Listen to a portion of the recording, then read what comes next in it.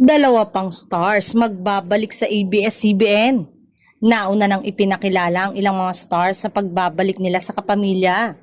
Ngayong araw naman ay hinuhulaan kung sino ang aktres at TV host na balitang i-welcome sa ABS-CBN.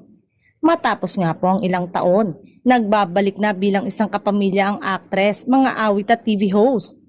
At sa kanyang muling pagtapak sa paligid ng dating network, grande ang magiging pagsalubong sa kanya ng buong pamilya ng Sunday variety show na ASAP. Na-announce nga ng Kapamilya Sunday Noontime Show na live episode nila noong nakaraan na may dalawang kapamilya stars ang bibigyan nila ng grand homecoming. Una siyang naging bahagi ng ASAP noong 2003 at noong 2020 ay nilisan nga niya ang show at lumipat sa kalabang show.